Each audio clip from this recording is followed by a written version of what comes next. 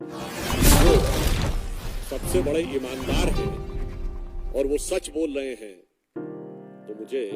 लगता है कि उनके ऊपर तो यही पंक्ति चरितार्थ होती है कि वो झूठ की पैरवी तो करता चला गया, वो झूठ की पैरवी तो करता चला गया, लेकिन बस उसका चेहरा उतरता। कि अब बंद कमरे की बातें भी सामने आती जा रही हैं। दिल्ली आबकारी घोटाले पर तंज कसते हुए सुधांशु त्रिवेदी ने कहा कि मनीष सिसोदिया के सचिव ने कहा था कि मुख्यमंत्री अरविंद केजरीवाल की उपस्थिति में कमीशन को 2% से बढ़ाकर 12% करने का फैसला लिया गया था। इसके साथ ही बीजेपी प्रवक्ता ने केजरीवाल और आम आदमी पार्टी संसदीय दल के नेता दोनों से ही यह सवाल भी पूछा है कि क्या रेस्टोरेंट की टाइमिंग को बदलने का फैसला किसी व्यावसायिक डील के तहत किया गया था।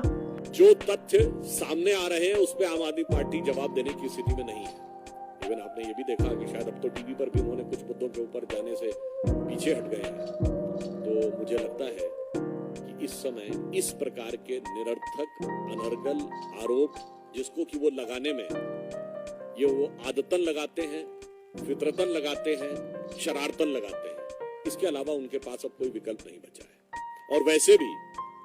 कोई नई बात नहीं, आम आदमी पार्टी अनेक बार अनेक प्रमुख लोगों पे आरोप भी लगा चुकी है और माफी भी मांग चुकी है। तो मुझे नहीं लगता है कि जो उन्होंने कहा एंटरटेनमेंट की बात, आम आदमी पार्टी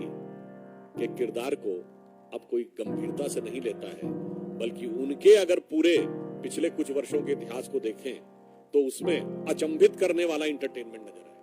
बीजेपी प्रवक्ता ने कहा, चूंकि अब यह तथ्य बयान में आ चुका है, इसलिए अरविंद केजरीवाल को यह बताना चाहिए कि उन्होंने किस आधार पर कमीशन को बढ़ाने का फैसला लिया था।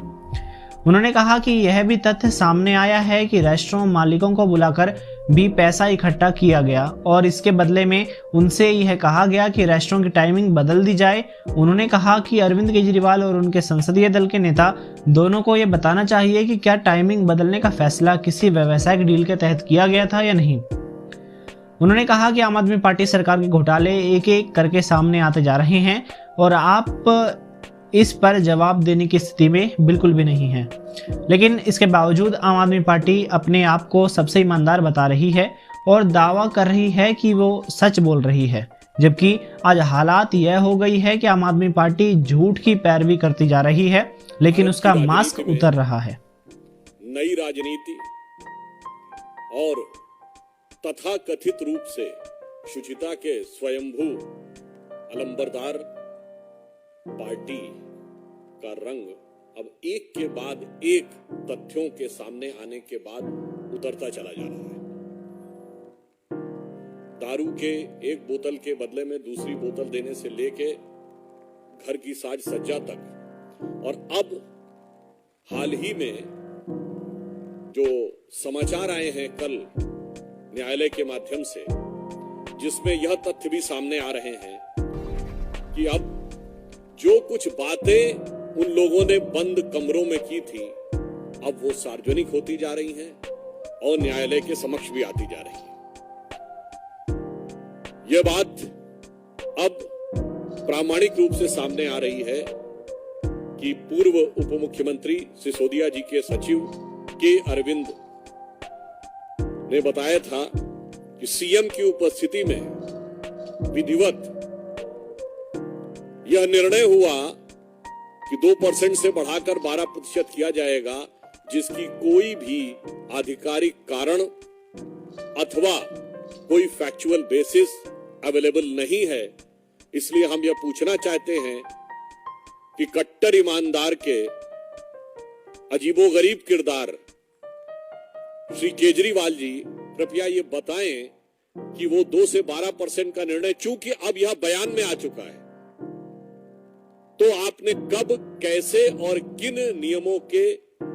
आधार के ऊपर लिया था। फिर इतना ही नहीं है, यह भी बात आई है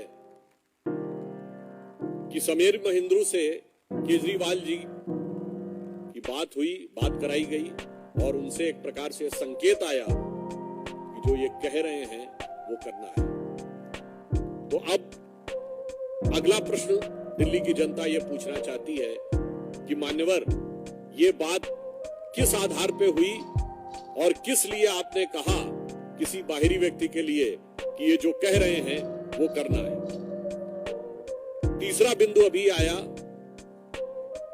कि दिनेश अरोड़ा के नाम से जो जानकारियां मीडिया में आई हैं कि आम आदमी पार्टी के एक सांसद जिन्होंने की वो मीटिंग आहूत की, उन्होंने कहा कि अगर सारे रेस्टोरेंट ओनर्स को बुला लिया जाए तो कुछ धन की आवश्यकता है, और ऐसा बयान आया है कि सारे ओनर्स को बुलाया गया और एक निश्चित धनराशि इकट्ठा की गई और उसके एवज में सरकार ने यह कहा कि रेस्टोरेंट्स की टाइमिंग में परिवर्तन कर देंगे। अब आप ये समझिए कि केजरीवाल जी और उनके संसदीय दल के नेता दोनों को यह जवाब देना चाहिए कि क्या टाइमिंग को बदलने का जो निर्णय हुआ था वो रेस्टोरेंट ओनर्स के लोगों के साथ किसी भी प्रकार की व्यावसायिक डील के तहत हुआ था? यह उत्तरोत्तर बात स्पष्ट होती चली जा रही है, एक के बाद एक फैक्ट के साथ, कि अब पैसे का इन्वॉल्वमेंट कमीशन बढ़ाने से लेके सरकार के राजस्व को सैक्रिफाइस करने से लेके सीधे रेस्टोरेंट के ओनर्स के साथ धन इकट्ठा करने तक के आरोप आते जा रहे हैं।